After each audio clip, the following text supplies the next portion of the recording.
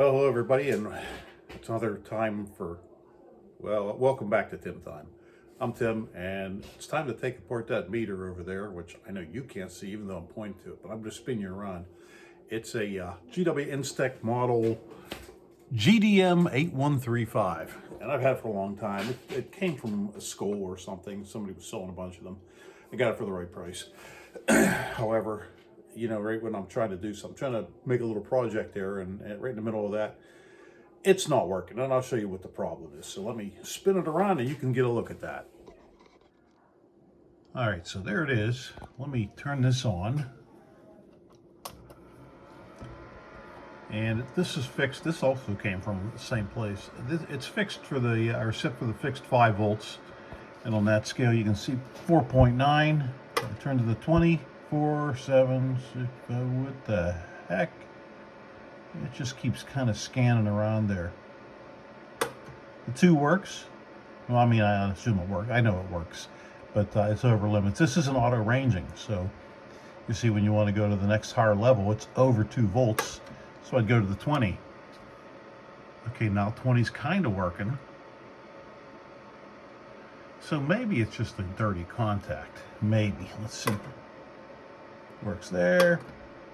Let's go back to the 20. There we go. Now it's going crazed again. It'll just kind of keep going. And push.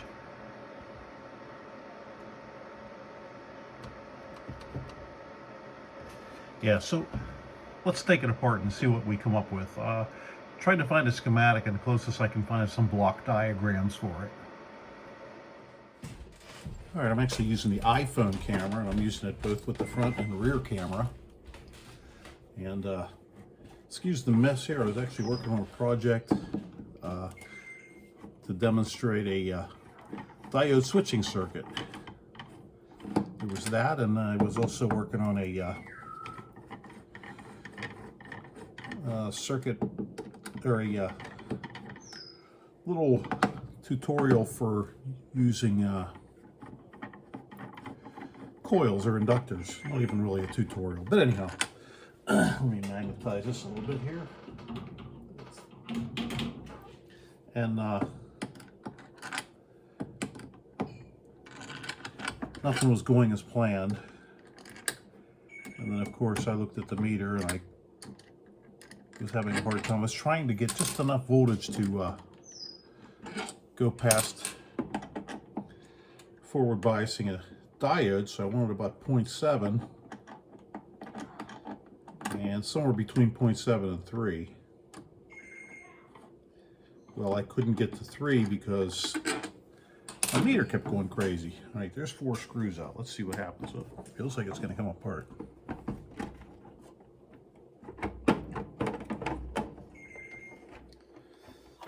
Well, it comes apart. There's the top piece, the bottom piece, and I don't know.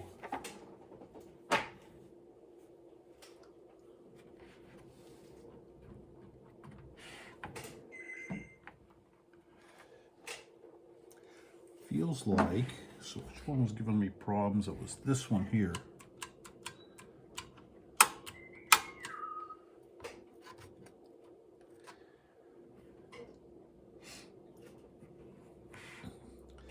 What does it look like we need to do? What does the dishwasher do? All right, so I think if I can lift this up out of here, there's probably some screws in here yet. I may be able to take the front panel off. So let's see how easily these pull apart. This is twofold here, pulling the connectors apart. We'll also clean them.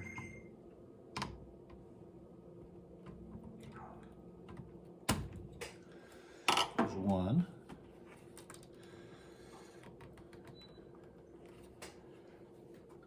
Oh, this guy doesn't seem like he wants to come apart.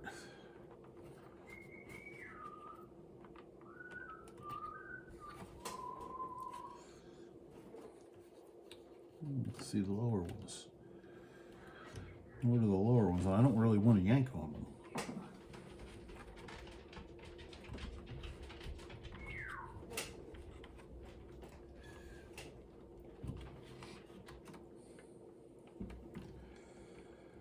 All right, so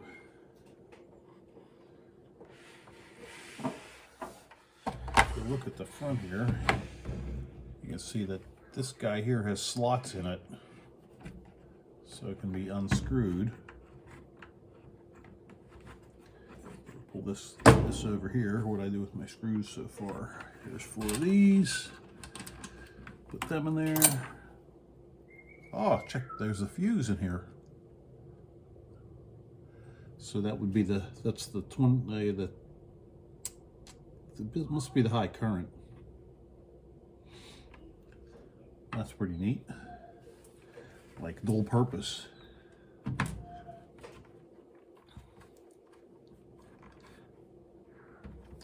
right, let's spin this around a little bit.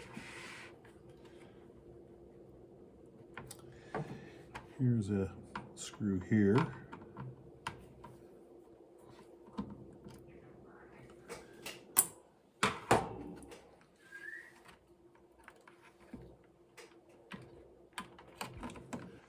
There we go.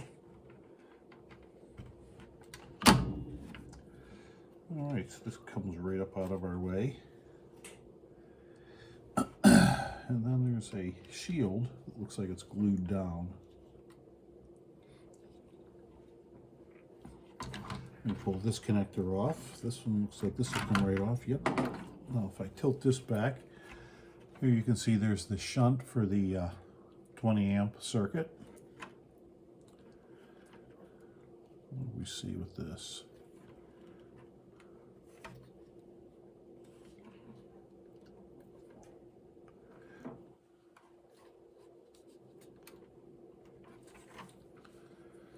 Well, I'm not going to keep yanking on that because I don't need to take that apart yet, as far as I know.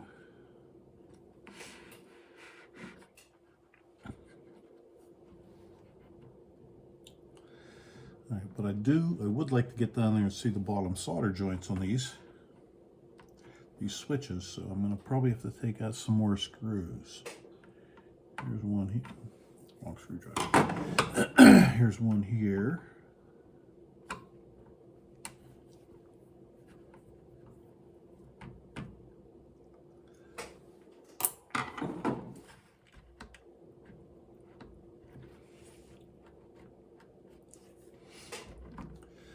Let's see.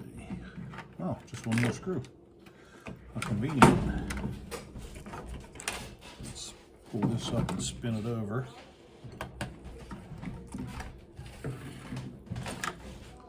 Here's the solder joints right here for the switches.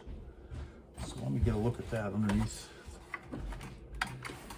this and see if they look really clean, but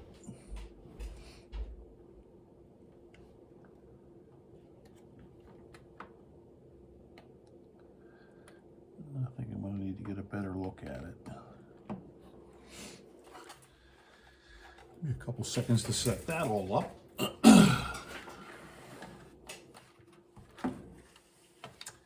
Then we're going to just try cleaning the switch and see how it works. Oh my, there's a big 671 blower on the my screensaver. Not sure what you're looking at.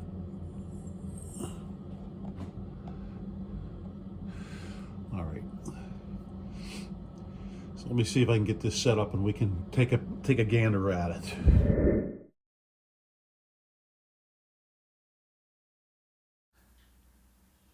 All right, so what we have here is, I'll use that black wire. I'm laying that in there. That's just to mark in between the contacts. So both sides on that black wire is the contacts I want to look at. It keeps moving out of focus here too because it's not laying flat. So as I move back and forth, I kind of have to keep focusing. And you can hear the bird in the background helping with this. Thank you, Taz. Some of them might look like they have rings around them, but they don't. Just kind of the shadow. I'm trying to cut the shadow out, and then you can see if I turn it a different way, the shadow goes away. All in all, I think the solder joints look really good.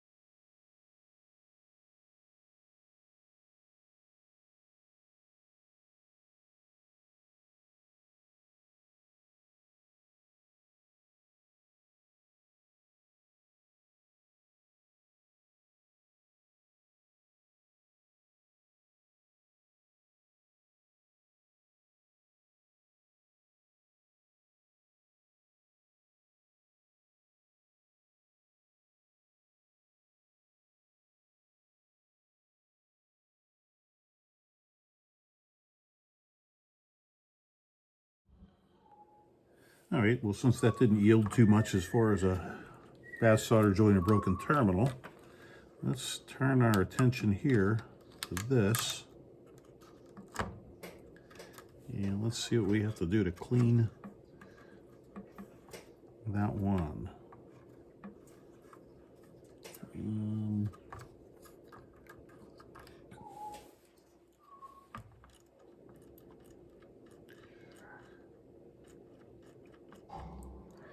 Well, it looks like there's a little access hole I can get to right here. And I'm going to clean them all, I guess. And I'll use a splash of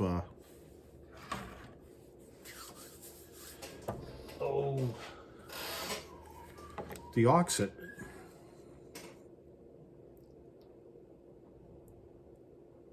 Let's see if there's any warnings about what not to use it on. There's an electrical shock warning. Keep away from live electrical sources. All right, that's not it. I know that I've heard that this can be damaging to phenolic.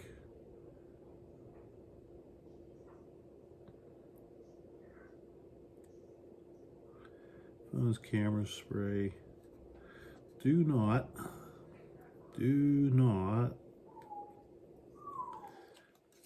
use on electronic parts. Now, do not spray directly onto device.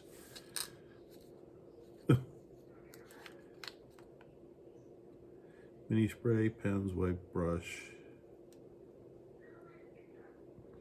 On all metal electronic connections and or videos, rechargeables,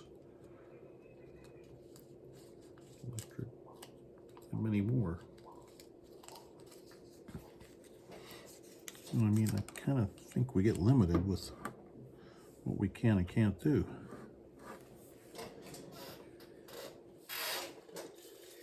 Here's my CRC. This seems like this would be more damaging to plastic to me, though. First aid disposal. Spray small parts.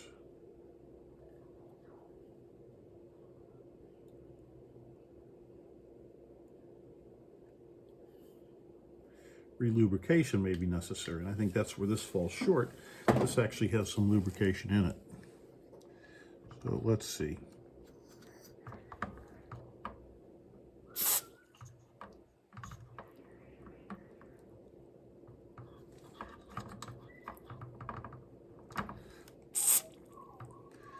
You have like a plastic cover on here.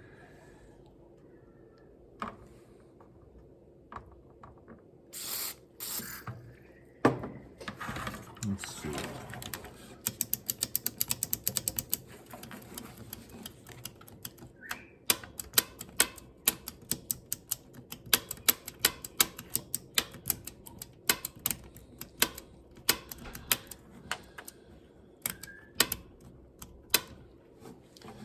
Now, I wonder if I turn it the other way, if that'll ooze on out of there. Sure seems like it might. So I don't know if you can see here, there's a plastic cover that's sealed on this end, but I think it's open on the other end. So I'm gonna work it a couple of times like this, and we'll see. It seems to be coming out because my hands are getting wet. I didn't put that much in there. Seems to be more on my hand than I put in there.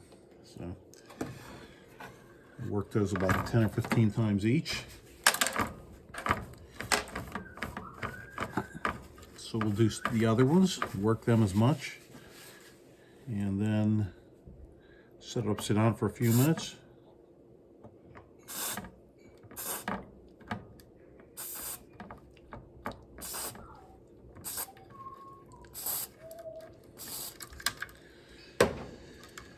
All right.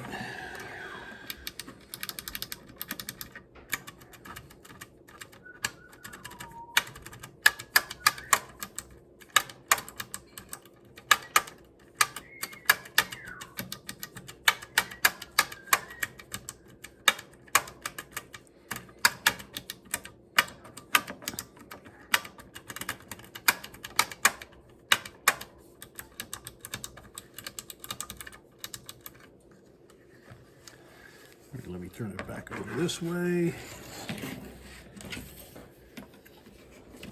If I have my compressor in here, I could blow it out.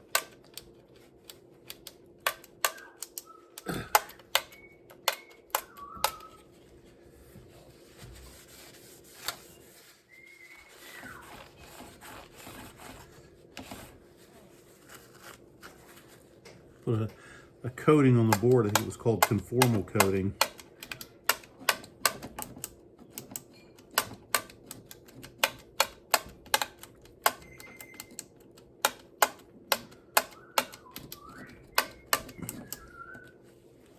All right, let's spin this back over. Yuck. All that sticky stuff all over it.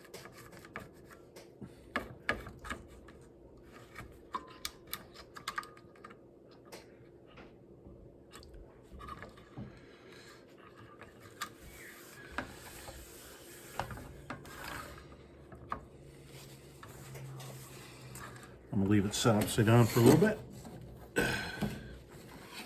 Maybe about 15 minutes or so. So in the words of Arnold, I'll be back.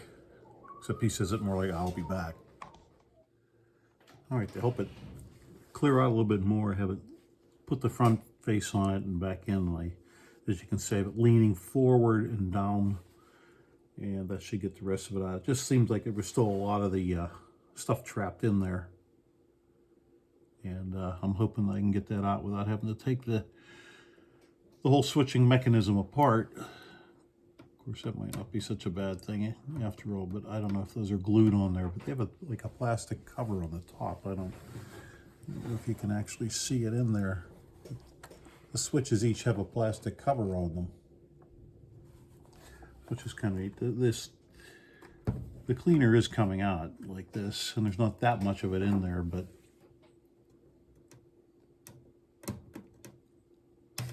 okay, not playing with that.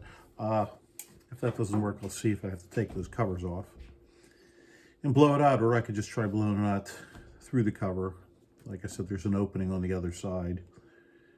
But we'll see what happens. We'll let this sit like this for a little bit. I have to get some things done, and I'll come back and try it. Alrighty, it's been a couple of hours here, and we'll put the power back on it and check it before we put it all back together, just in case. So let me get my 5 volts to it, and there's 5 volts there, negative, and where's the positron? Here's the positron. All right, let's turn it on and see what happens. All right, AC/DC. We'll put it on volts and DC. Turn my power supply. Let's put it up to, put it on 20. Turn my power supply on. There's the 20 mark. 200. Back to 20. 2 will be over limits. All right, well, it seems to be working. So apparently all it needed was a little bit of cleaning on the switches. Yeah, everything else in here looks really clean.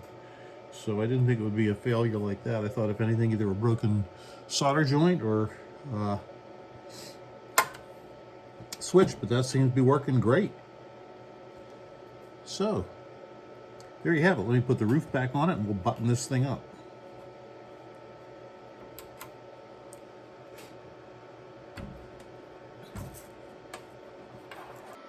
All right, well, there you have it. So that seems to have taken care of our issue. Or back down to 20. All right, so we have a dependable GDM-8135. GW Instek. I think this has been like discontinued for about 10 years, but there it is. All right, well, thanks for watching. Hope you find something useful or something you could use off of it. Remember to click like and follow and do all that neat stuff. See ya.